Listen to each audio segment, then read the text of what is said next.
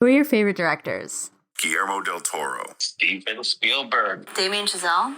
Director that I really like is Alex Garland. The Coen brothers. Catherine Bigelow. My favorite problematic director is Joss Whedon. Sean Baker. Wes Anderson. Chris Nolan. The GOAT. I also really like Paul Thomas Anderson. My favorite non-problematic director is Peter Jackson.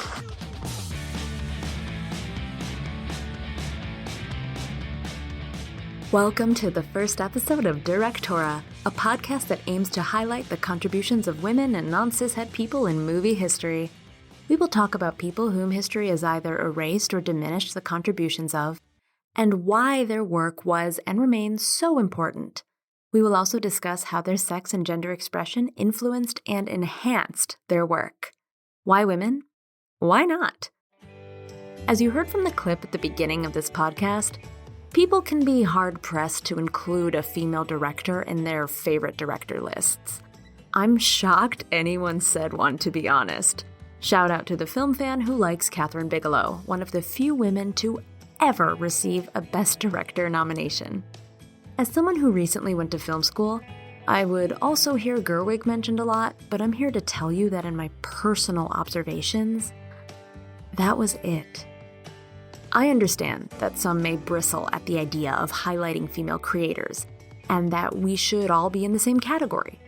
I recently heard Saoirse Ronan speak on this, and while I do agree with the sentiment of what she said, We won't have to have the discussion of there's women in this movie and one of them directed it and good for her, you know? Yeah. You want to get past the point of it feeling condescending. And it's just, even when I hear about lists of these are the female producers that are, no, it's dude, they're producers. They're producers who do great work. They're directors who do great work. And we're actors, hopefully doing great work as well. And I think as soon as we can get to this place of it all sort of feeling complete as one sort of industry, one sort of collective, the better. and yes, she was speaking to Selena Gomez for Variety. The publication, not just for the hell of it. But maybe that too. It's valid criticism, but respectfully, I just don't think we're there yet. As a society. Not to get all political about this, although this topic is inherently political, so I don't know what to tell you, but we are at a stage in the West where we can't even get equal rights amendments passed and a miscarriage can suddenly be investigated as a murder. So I think it's a bit of magical thinking to imagine a world in the near future in which women's contributions are viewed as on par with men's in the average person's brains. That is, if history books continue to be rewritten as we speak. So you see, we need to get these histories out there. We need to write the books and scream as shrilly as possible into podcast microphones. The sad truth is that these amazing people have all been erased and glossed over. Here's some historical context for you. Only 3 women have won the Oscar for Best Director: Catherine Bigelow, Chloe Zhao, and Jane Campion. And that first win came after 82 years of Oscars. In 1977, Lena Wertmüller was the first ever female director to earn the nomination. That doesn't mean women weren't directing fantastic films. It means that they just weren't being taken seriously as contenders. And people still name mostly male directors, screenwriters, and DPs among the greats. The inception of this podcast came after I, a writer by trade, looked up lists of the best screenwriters of all time. I had to squint to find more than one woman's name on most lists, and usually that one woman is Nora Ephron, who definitely deserves it, and I refuse to accept that that's just a fact. Women, queer people, people of color, have all been largely erased or gatekept from film, and it's kind of bizarro to me considering these women are behind the scenes. You really wouldn't know that girly pops were writing scripts and cutting film unless you read the credits, and who does that unless you're waiting for a end of credits scene for the next Marvel movie, or you're in the credits yourselves. So why have they been left out? That's what we will discuss and uncover all the ways that women have been making major contributions in surprising ways, in ways that deserve some GD recognition. So we're here to highlight the work of people who aren't cis-het males in cinema. And if that idea bothers you, I'm so sorry. Please don't be mad at me. And who is me, by the way? Well, I'm a writer who clearly uses proper grammar at all times. I'm a writer, comedian, and film nerd who has written about movie history for places like Atlas Obscura, the AV Club, Cinema Scholars, Collider, and many, many more. I hope that you trust me now that you've heard a couple of sick bona fides. But enough about me. Let's kick this series off with a great question. Who was the first female director? Most scholars agree that Alice Guy-Blache was the first female director. Alice was a wildly prolific film director who worked at one of the world's first film production companies in France. Her IMDb resume is massive, and it is agreed by many scholars that there are films she didn't even receive credit for. I can't tell you how many films she directed for certain, but are you ready to hear the projected number of her films? Nearly 1,000. She's credited with almost 500 directing projects, but scholars believe other people might have been credited with some of her work as well. Not all of those films survived, as is the nature with silent cinema. They used to treat film like old VHS tapes and basically just tape over them. They didn't believe in film preservation yet, which is why only 150 of her 1,000 films have survived. A whopping 22 of those are feature length. Oof. I mean, I tried to count her IMDb and got to like 60 by the year 1900, and then I had to stop because I got tired. That means that before the 20th century, before film pioneers settled in Hollywood to escape the tyranny of Thomas Edison, and don't worry, we will get to that story, it's crazy. But before any of that happened, the first female director directed over 60 films. I would have kept counting, but my degree is in playwriting, so counting is hard. Anyway, you might be asking yourself, how can someone be that prolific and I've never heard of them? Well, self, let's get into it. Born Alice Ida Antoinette Guy in Saint-Monde in 1873, her parents owned a book publishing company in Santiago, Chile. I know, that's not France, and they're going to go back and forth between France and Chile in her early life. Also, I apologize in advance for my French pronunciation. I've never taken a lick of it, and when I went to France, I tried to speak to people in Spanish, and they hated that way more than speaking English, so they just offered to speak English to me. Hooray! Anyway, the family moved back there when they had their 4 children. But after a smallpox outbreak, they moved the family, again, back to France. They'd go back and forth for a few years until Alice's father died. Her mother struggled to keep work, so Alice trained as a typist and got work as a stenographer to help the family. Her film career began in 1894, when she was hired to be a secretary for a camera manufacturing company. Now, this is the very, very early years of film. I'm talking infancy. Cameras were just invented. And so, early camera companies were just sort of playing around with the new technology. And here's what I absolutely love about Guy, and why we should talk about her way more often. After attending a secret premiere of a Lumiere film featuring factory workers leaving a factory, she was bored. Like, straight up Yawnsville. I mean, can you blame her? It's just dudes leaving work. Like, that's it. Beginning, middle, end. The end. Roll credits. She watched this and was like, you gotta be kidding me. She felt that this technology could do so much more than just capture daily life or be used for marketing purposes. And she wanted story. She wanted something to follow. And so she said, according to her, gathering my courage, I timidly proposed to Gaumont that I might write 1 or 2 little scenes and have a few friends perform in them. If the future development of motion pictures had been foreseen at this time, I should never have obtained his consent. So she pitches this idea to her boss, Gaumont, who gave her permission to use equipment to make her very first film. And thus, that is how she started working as the very first female filmmaker at the Gaumont production company in France. Some historians say that she's not only the first female director, but also the inventor of narrative film. Hear us out. Georges Méliès is considered to be the father of narrative film with his early 1900s flicks, especially A Trip to the Moon in 1902. Maybe you've seen it. It's like a moon gets something stuck in his head. It's kind of hilarious still over 100 years later. Narrative film, in case you're like, huh, is just, a movie with a story. So, Alice's first film, The Cabbage Fairy, was made before A Trip to the Moon.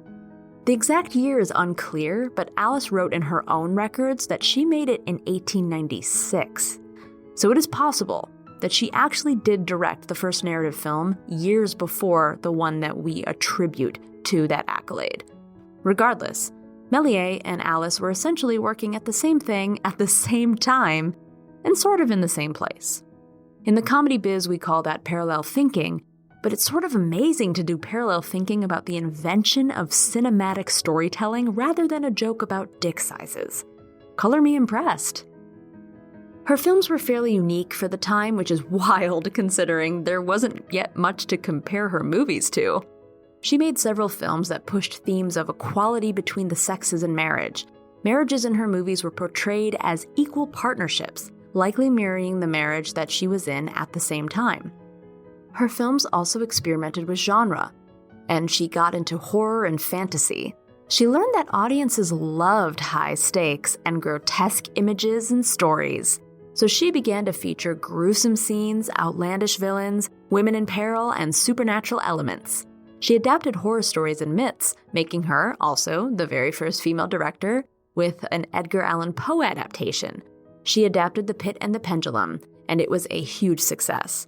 She said, anything went if only there was a happy ending, and so she applied a happy ending to the most gruesome tales that she could put on screen. But what led to Alice's historic downfall? Why isn't she more celebrated? I'm so sorry to do this to what I am guessing will be a quarter of my listeners, but the answer is men. I know, you hate to hear it, but it's true. Even worse, and we will find even more typical when talking about female creatives in history, her husband was one of those men. I know. In 1907, Alice married an English businessman named Herbert Blache, who ran Gaumond's British office. Alice and Herbert initially intended to run the businesses together, going to the United States to set up an American outpost. In 1910, Alice opened up her own production company called Solox in New York and New Jersey. So if you are a film history buff, then you can do some light math here. Early 1900s film production in New Jersey leads us to one man and one man only, a man I've already mentioned, the one and only dreaded Thomas Edison. Now we get to the Thomas Edison portion of early cinema. Buckle up, pull over, land the plane, whatever you gotta do, because your favorite American inventor was kind of a dick. Yeah, I'm sorry to tell you. I'm sorry, I know all the great ones get canceled, but it's true. Thomas Edison is one of history's biggest assholes. The inventor and patent hound famously forced Hollywood to go to California simply to evade his mob-like retaliation when it came to people using his pricey film equipment. This is 100% true. He was just a patent hound, so what that meant is that he would just patent all of this early technology, sometimes kind of lightly stealing patents for himself and just revising them and putting the Edison stamp on them.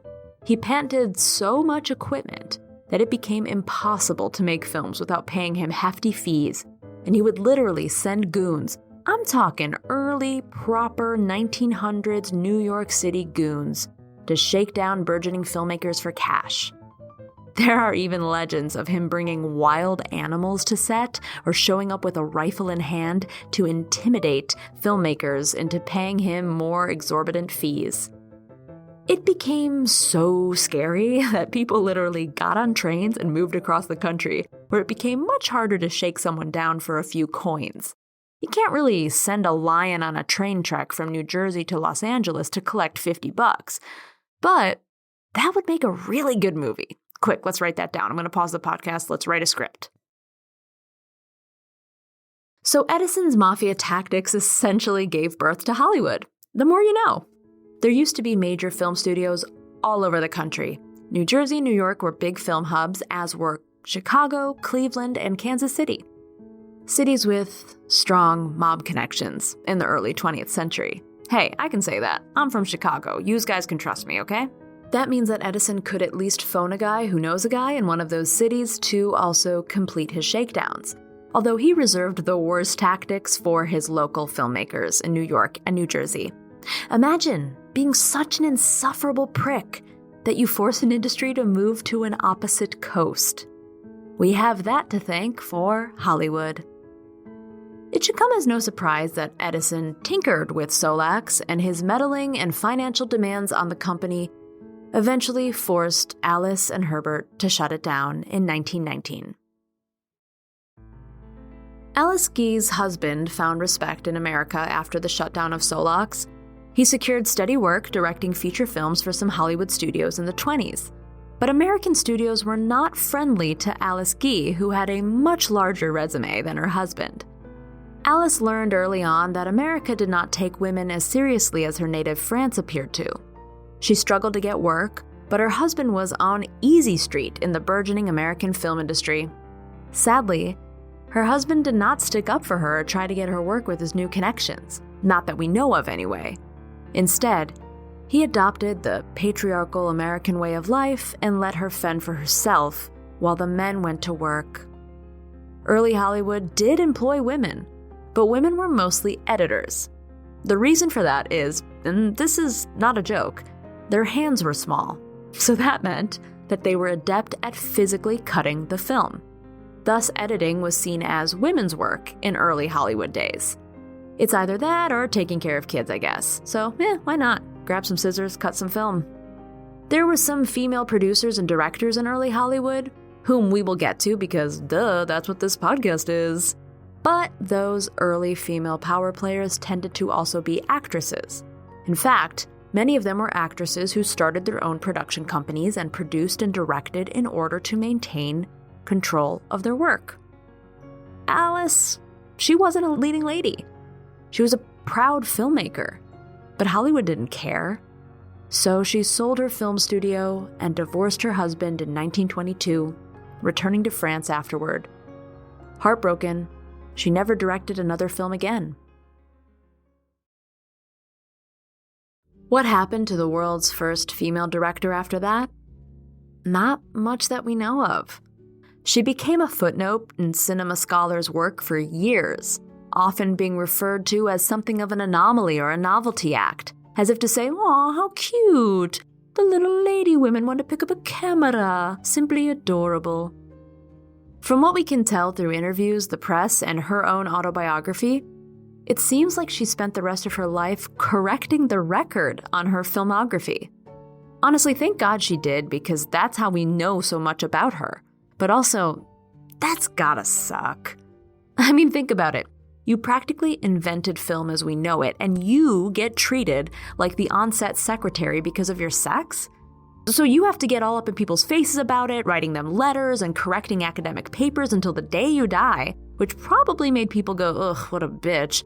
I mean, it's giving that monologue in the Barbie movie, but make it early 20th century sexism. Basically, you can't win, even if you completely deserve a notable place in history.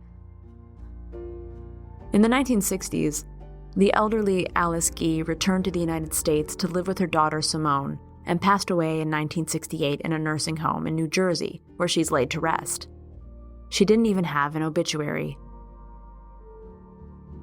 In 1914, Alice told the magazine Motion Picture World, "There is nothing connected to the staging of a motion picture that a woman cannot do as easily as a man, and there is no reason that she cannot master every technicality of the art. In the arts, of acting, painting, music, and literature, women have long held their place among the most successful workers, and when it is considered how vitally these arts enter into the motion picture, one wonders why the names of scores of women have not been found among the most successful creators of photodrama offerings." Hear, hear. I think she would have loved this podcast. Hell, she probably would have started it first. Thank you for listening to our very first episode. Special thanks to my friends for answering my director question up top. Thank you to the LA Public Library for providing me with a room to record in. Support your local library, y'all. Thank you to the team at Grab Bag Collab. Please check out the other amazing podcasts on this network. And join us next time as we discuss Hollywood's first female director, Lois Weber. No relation, but I wish. And by the way, I am so excited for this podcast. We are going to cover amazing people, some of whom you don't even realize contributed as much as they did to film.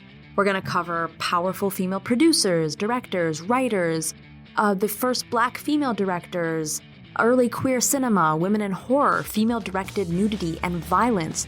All kinds of genres, all kinds of people. I am so excited to talk and geek out with you all. So please join me next time, tell a friend, and let's go to the movies.